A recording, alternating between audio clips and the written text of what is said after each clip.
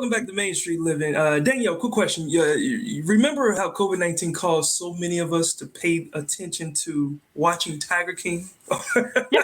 Oh, yeah. on Yeah. Netflix? National treasure. Sure. Right, right. Well, sadly, that's not the case for animals in real life at zoos, right?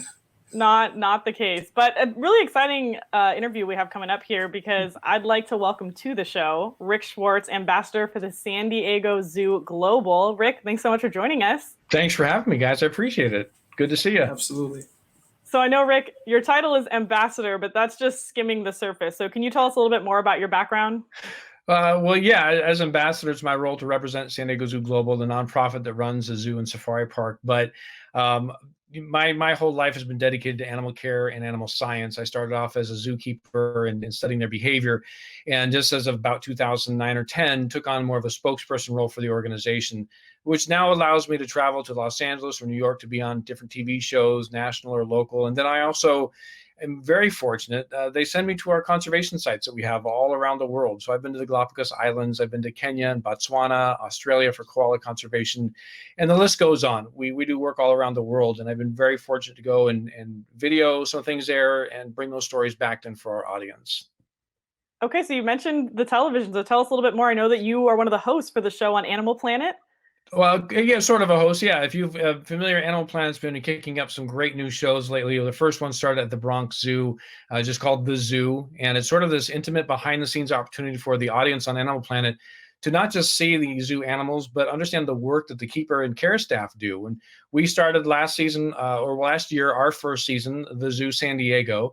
And you'll see me in there. I do host a lot of openers for the actual show itself, and then some of the stories within each episode too. But my main role actually for that is I help coordinate a lot of our staff with the production team. So I'm there every day with them filming.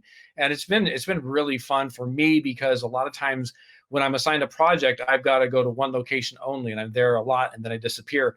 With this project, we're all over the zoo and safari park, so I'm getting reacquainted with a lot of my teammates from different parts of the zoo and safari park. It's been great, and it's fun to see it on TV. To see our staff and all their hard work be featured on television is just so wonderful. Right. You mentioned the behind the scenes. So what kind of measures are you guys having to take to help keep the staff and the animals safe at this time? Right. We're all dealing with the changes of COVID-19 and the pandemic and everything. And for us, our animal care staff, our veterinarian teams, our nutrition teams, anybody that has anything to do with the care of the plants or the animals that we have, we're considered essential employees. Now, their shifts did change. They went to a half-week schedule, and the teams got split in half. That way, two teams would never cross. So if someone gets infected, we still have a safety net that way. That changed. And then one thing we've always done with many of our species is we're hearing a lot of the news, the PPE, the personal protective, the gear that everyone has. Sure. That equipment is something we've always used for a lot of species, a mask, face shield, gloves.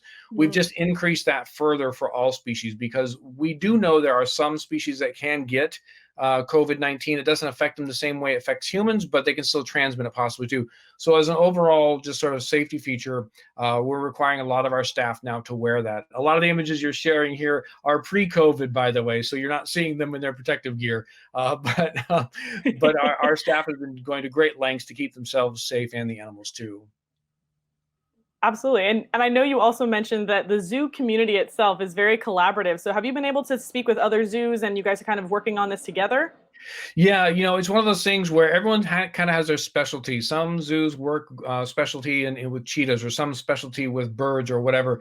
And so instinctively, before we've even faced this whole COVID situation, we all work together because it's one of those things where if one of us tries to be the best and do all the great things, then really conservation is not going to happen. Conservation is something that's going to work when we all work together. It's a collective issue that has caused the problems for these animals.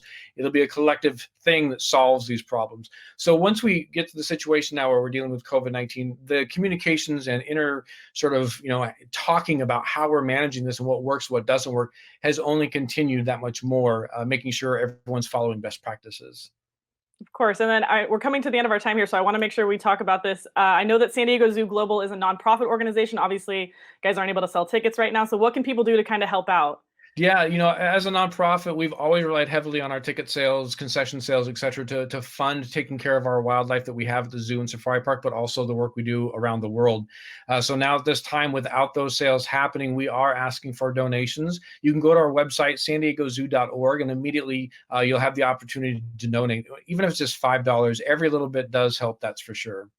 Sure. And of course, most of us are all animal lovers, so I'm sure we'd all love to help out. So thank you so much, Rick, for your wealth of knowledge. If you want to follow him too, Zoology Rick on Instagram, you can check out the sandiegozoo.org. Thanks so much for joining us today, Rick. Thank you, guys. Have a good one. Stay safe.